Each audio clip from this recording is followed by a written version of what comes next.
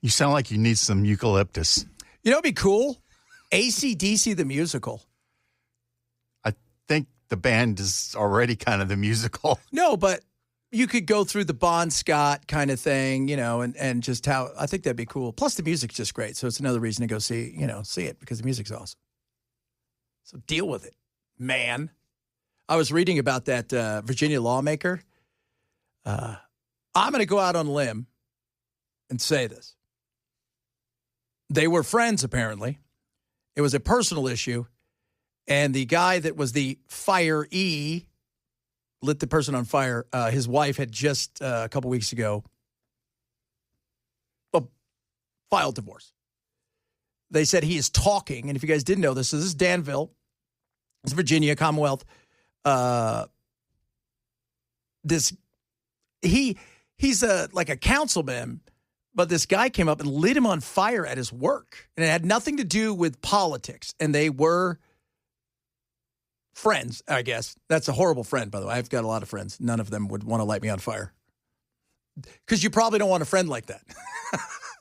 I'd like to hang out with you, dude, but you keep trying to light me on fire. Such a waste of gasoline at these prices, too. I know, no doubt. So they said he is talking and was alert, and they airlifted him, and just a weird story. That is, man, there are some ways that no, thank you. It's just awful. The whole, that right there is just horrible. And Ken's News talking about what's going on, Israel, what's going on with Hamas in Palestine. You guys listen, look, I'm a supporter of Israel. I am a supporter, but I'm also not an idiot. I'm America first. Stronger America is better for the world. And what's going on in Palestine and how Israel's gone about their business is not good. They're becoming a pariah to the world.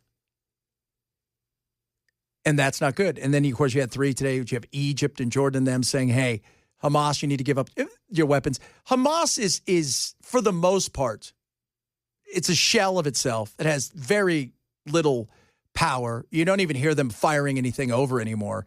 It's fragmented at best. They don't have a lot of money. Iran's had their issues. And, the leaders that are alive, they don't want to share any of the wealth that they do have, the ones who are in Qatar. So it's a horrible situation. And, I'm not afraid to say, look, what's going on over there is genocidal. You'd be lying if you didn't think it was. Look at what's happening. And most people have no idea. And Hamas is, and this isn't about Hamas. Hamas is an evil, horrible organization. There's plenty of them out there. There is. But they have to end this. Enough is enough. Because I want Israel to be looked upon not as a pariah, but as a great nation. And you got to stop lying to your friends. You do. And the fact that now you've got these 3 saying, Hamas, you need to lay down your weapons, all of this stuff, it's the right thing to do. Hamas should have done that a long time ago. What Israel's going to do from here on out, and it's always like, well, we gave them some stuff. What they've done in Gaza over the last umpteen years, and a lot of that has to do with Hamas, but also, Hamas is a gang. You don't see people snitching on gangs. They don't. They were awful, horrible human beings, and they twisted an ideology, and they hate the Jews. They do. I'm not going to sit here and the whole thing about if even you bring it up, it's like, oh, and I got attacked for it in a major way. People calling people that I work with saying, from a certain organization saying, there's better supporters of Israel than this guy. And I was just laughing. I'm like, you guys don't come have the conversation about what's going on. Come have the conversation. Starving kids is not a win. Starving children is not a win. Killing the innocent is not a win. And there is a lot that goes on there before. And yes, Hamas is awful. But this was never going to fix the problem. Because if you keep them caged up like this, in the way that they are, even if you give them some food, I mean, how would you feel if your neighbor would decide what you get and what you didn't get? Even if it also is one of those things where they decide even when you get electricity and water or internet.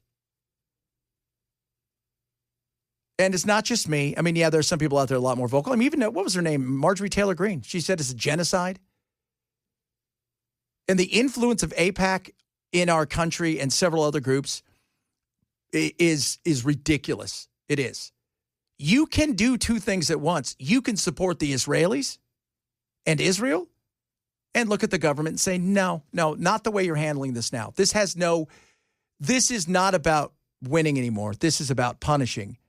And if that's your goal, I don't want our dollars going to it. Well, I'm always reluctant to put too much stock in the images coming out of Gaza, that phrase, because they're manipulated and they're masters of propaganda, and they're fine having their own children starve just as long as they can put them on camera and show them off to the world. That's Hamas. And frankly, it's a lot of Palestinians. So I'm very skeptical of taking those images at face value and saying it's Israel's fault. Having said that, it's time.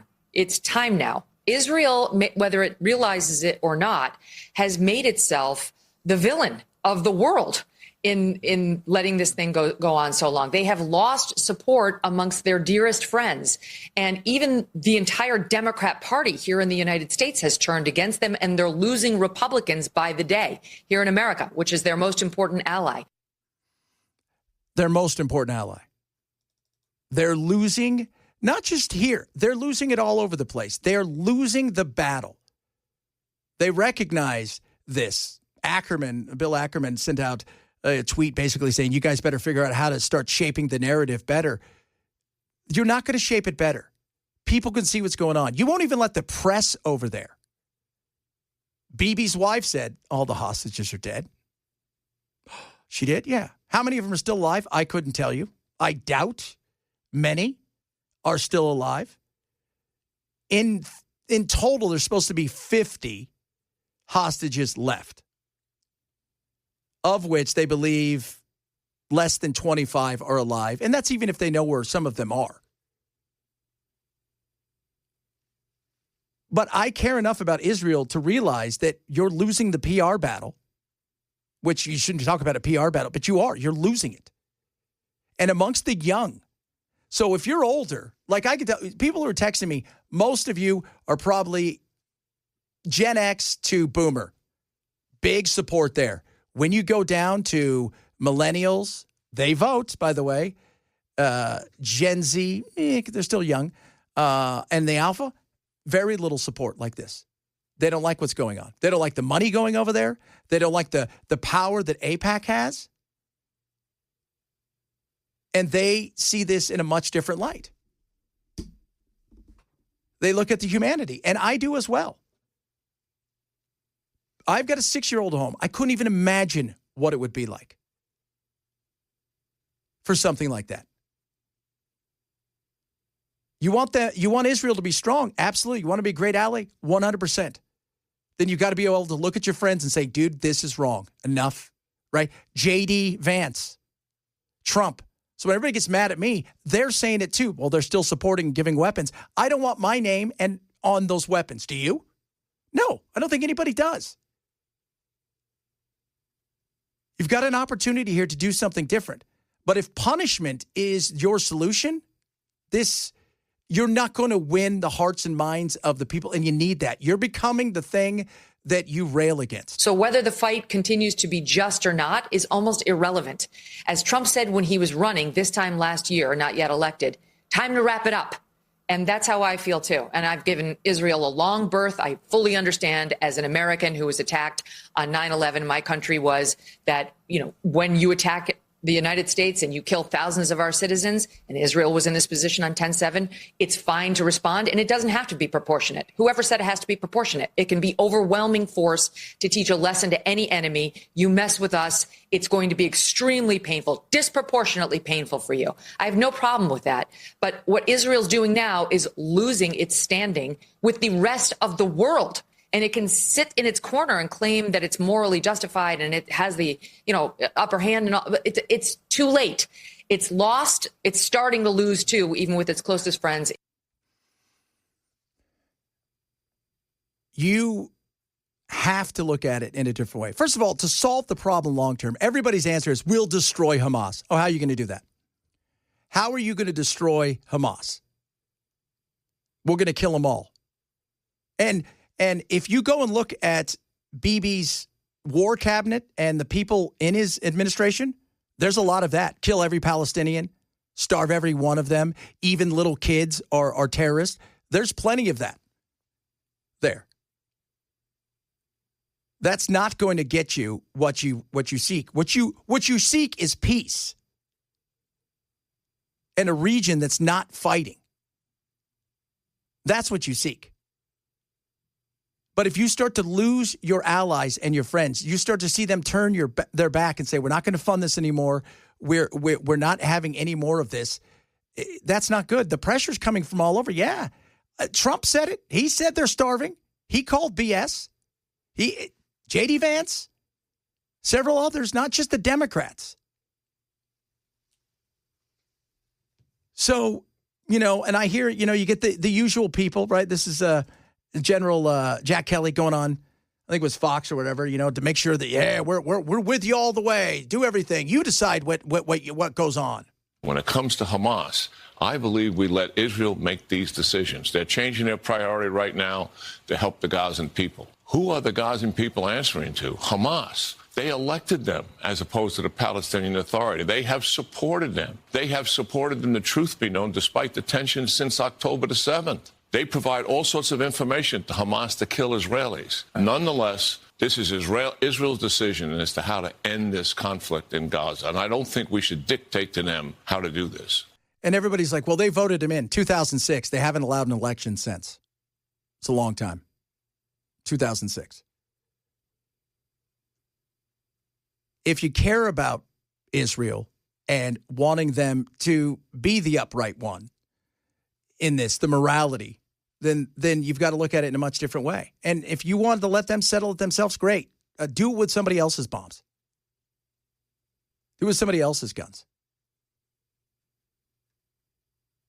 The fact that you would tell somebody, if you go in the water, you're a target, even if you're swimming or looking for fish. It is ridiculous because you look over there and you think, Israel, by the way, I found out a few years ago, I was Jewish. We found out late in life, but it was on my mom's side, so that's a win because they're a very maternal religion. But I've always been a supporter of. And the way that Bibi's handled this is not right. And revenge is not a policy. And it's not going to end this. And we'll see. We'll see if Jordan and all of this stuff that they're telling Hamas to do to lay down their weapons, we'll see if it works. Or we'll see if there's, maybe Israel decides they're just going to push everybody out and then just take over everything. And we'll see what the world does and how it looks on them at that point in time. But something has to be done. And this isn't working. And thinking you're going to kill everybody and then keep them essentially in a small area begging for food and think that you're going to get peace out of that, that's probably not going to work either. Coming up, more White Woman Wednesday. And by the way, Ken, I was reading about that guy in Virginia that got lit on fire. Yeah. I have a feeling there may have been, they were friends at one time. And the guy that did the thing, his wife just filed for divorce. I'm not saying anything, but he is talking and he is alert, they say. What a horrible thing. Yeah, he's not going to be the same. No. That's for sure. Man, just think about that. You're going to work today and somebody comes and does that to you. Yeah. It's just crazy. 5-gallon can. And they caught him. He was holding it too, walking down. It's not even trying to pretend that he didn't do it. Oh, my Lord. Coming up, White Woman Wednesday. This one's really good, guys. You're about ready to be scolded. So last hour, she was mad at the gays. This time, it's just all of us. That's the way it works. Chad Benson, just for Talk 997.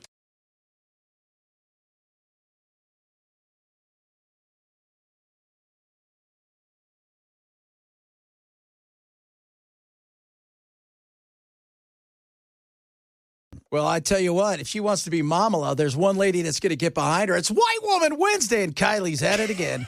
Let's talk about how masculinity was socially engineered to reject empathy. Yeah! I love it. She's just getting started, kids. I wonder what college she went to. I bet she tells us. We need an endless supply of workers and soldiers in America and just in the West in general to sustain our current society. How do you do that? How do you convince people that going to war, killing people, working endless hours is actually in their best interest? You convince them that that is their role in society because you suppress their emotions from birth to the point where they see empathy as a feminine trait, as something that's to be looked down upon. And so when you're able to convince men to behave in this way, they become the perfect obedient soldier, because at any moment they're not going to be in touch with morality because they are so focused on following orders and getting things right that they don't care how their actions affect other people. And that is why the cult of masculinity that we see today has gotten so bad, because it's playing off of that lack of empathy that has already been socialized into these men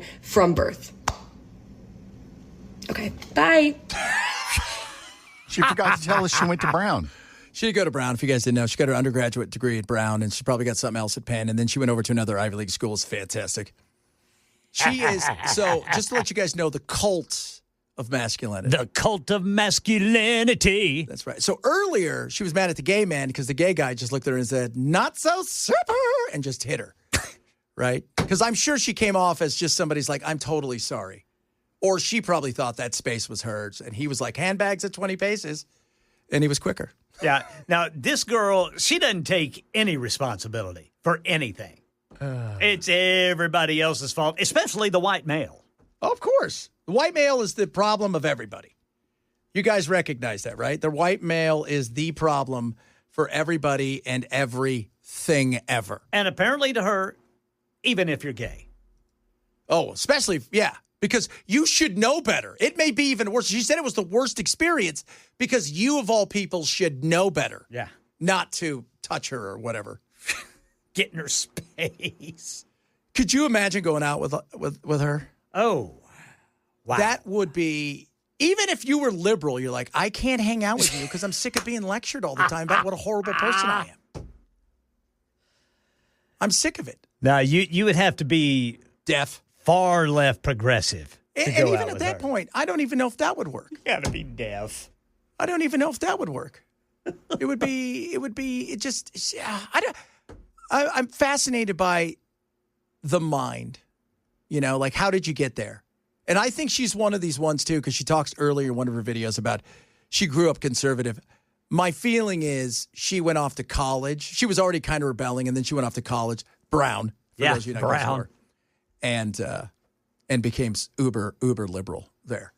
Uber liberal. Uber liberal. She's fun, though. I can't wait to hang out with her. I'm still trying. I'm efforting. I would love to get her on. Oh, wouldn't it be great? Just have a conversation. I don't want to argue with you. Sure. Just talk to her. Just talk, because too many people, they want to argue. It doesn't get anything. Let's have a conversation. Why are you crazy? Yeah, Is that'll it start an it off act? right. No. I would ask, is it, is part of it for social media? Or do you have these feelings for real? I'm seeing that she's not running for governor, Kamala. No, she's not going to do it, man. Where's that laugh? We got to get her laugh rolling again now that she's... She is... somebody said Helen Keller would get tired of her. Yeah. Kamala Harris would get tired of her. Yeah. She'd be like, oh, God. And when you get an email from her, you can guarantee there will be pronouns. Oh, yes. Absolutely. All of them. Absolutely. Ones that we don't even know about. Oh, Z, Zai, Zor, they, them, Thanos. I have recognized as Thanos. Just crazy. Coming up, a lot of stuff still to get to. We'll relive. There it is. This is the most election of our lifetime. I just want to remind everybody that. Remember when she said that? This is the most election of our lifetime. We're going to talk a little bit about our one-hit wonders. Play a little bit of our one-hit wonders for you guys because we love doing that. Got some of your text messages as well. Reach out to us across all of our social media. We're on Rumble. We're on Twitch. We're on YouTube, Twitter, and probably a whole bunch of other things we don't even know yet. They're making them up as they go. So be prepared. There's a lot of good stuff out there to still watch us on Chad Ben Show, Super Talk 997. Rough Greens, ruffgreens.com/. Chad. Go there, get your Jumpstart trial bag of Rough Greens for free. Think of it about like an energy drink that you might get, or coffee, something to fuel you through the day. That's what Rough Greens does for your dog. It's got living nutrients in it. It is amazing for them. And the great thing is you don't have to do anything other than scoop it on top of your dog's food. It's that simple. Now, I want you to try it. $20 value bag. They're going to send it to you for free. All they ask you to do is cover the cost of shipping. It's that simple. ruffgreens.com/Chad.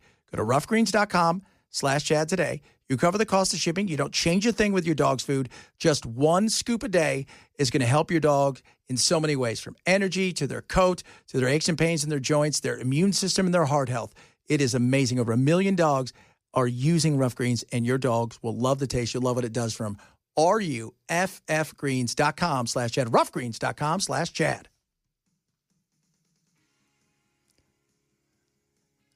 We're going to jump onto the one-hit wonder. All right, Ken. Yes, sir. They laid Ozzy to rest. Yes, sir. I showed this to Belle the other day. This band is hilarious. They got 1 million followers on TikTok and a couple other places. They're called Easy Band. Okay. They are mariachi. They sing half English, half in Spanish, and they're amazing.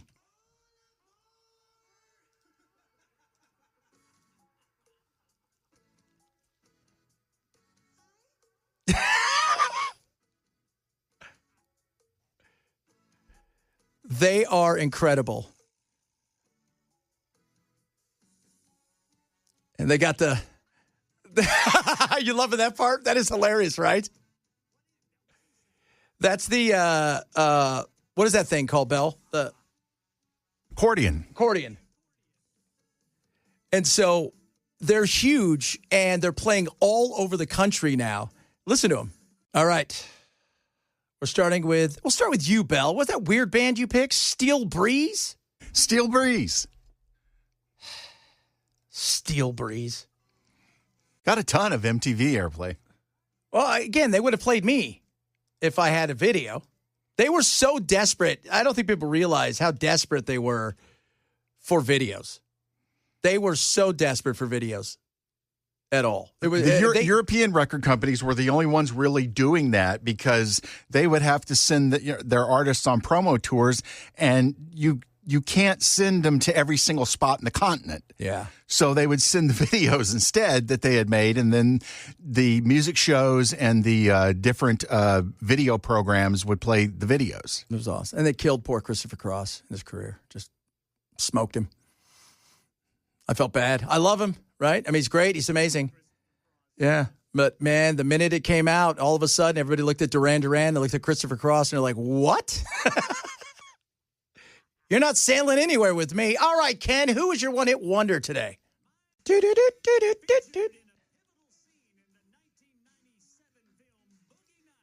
Oh, that's right.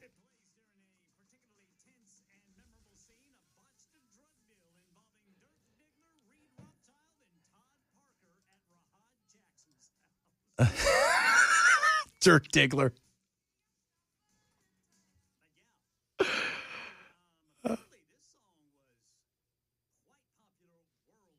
Yeah, that was huge. Yeah, there is. It doesn't translate always. So, my mother-in-law is German. She's straight from the German. She lived in Berlin. Oma. Yeah, they were bigger than the Hoff. If you guys know anything, Hasselhoff dominated Germany for a long time. Isn't it odd how some people are stars in places you wouldn't think about? Right? Like, it's my buddy's band, the Groovy Ghoulies. They were huge in Japan, like massive, like the kind of things where people are waiting at the airport and they couldn't get arrested in America. They couldn't. But it's just, Hasselhoff was huge. The Hoff. But they're no Nana, that's for sure. Mine comes from an Italian something or other. It's actually a Northern Irishman who pretends to be the singer. And I say pretends because the guy that's actually the producer probably sang it. They went Milli Vanilli a little early. But the guy fit the bill. And they gave us a memorable song that we think about all the time, whether you're reaching for your Listerine, or maybe thinking, hey, I'd like to watch the Teenage Mutant Ninja Turtles. It's Baltimora with Tarzan Boy.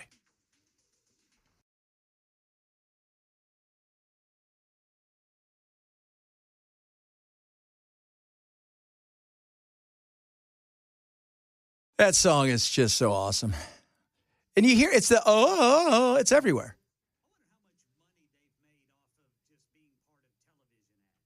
I wonder, now, Bill, were you ever part of any of that stuff when they start negotiating, and you're talking to bands about how that worked? Why not?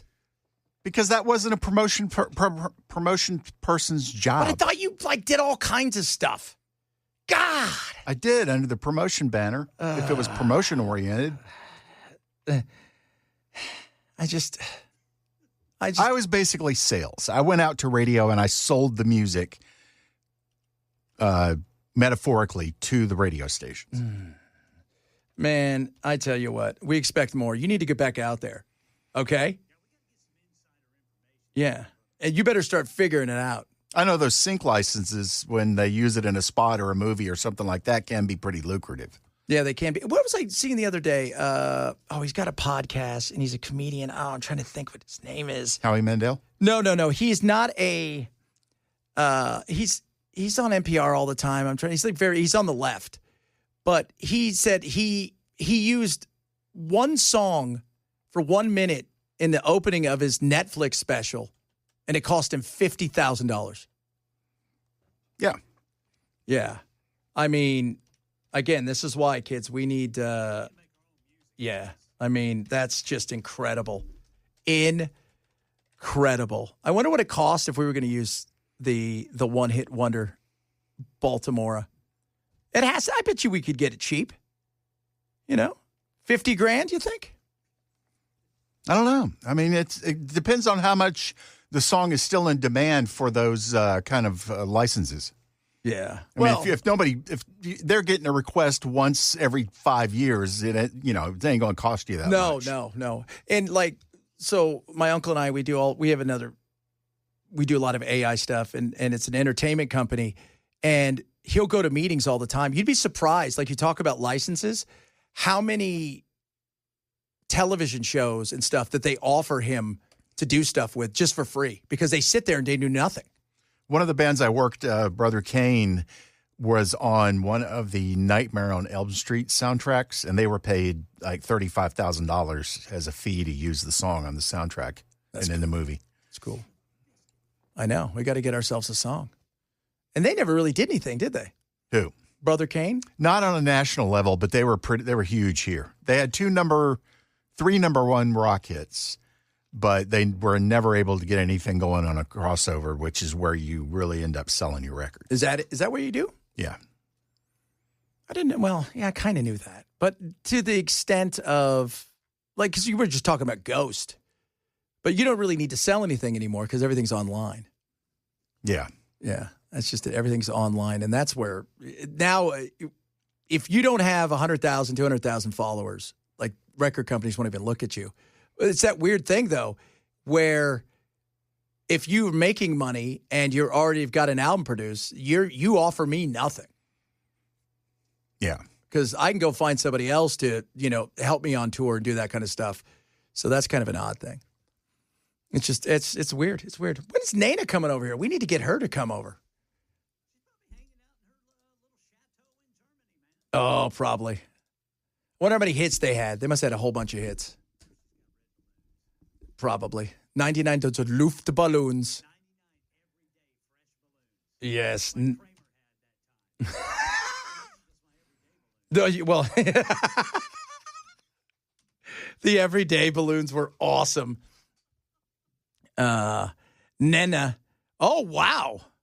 She's 65 and still looks really good. Yeah, she still looks, she's very fit, as the youngsters would say.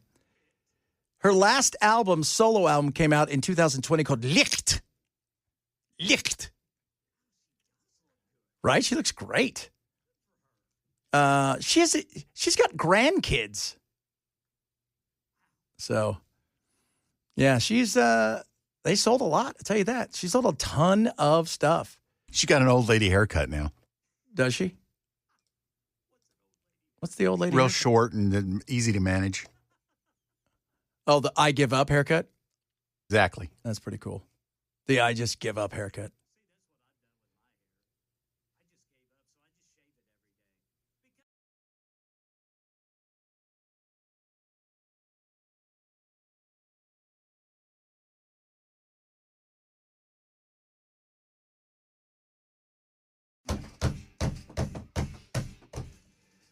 He is on the moist train, we're calling it. I never minded moist. Never minded the moist. Nope.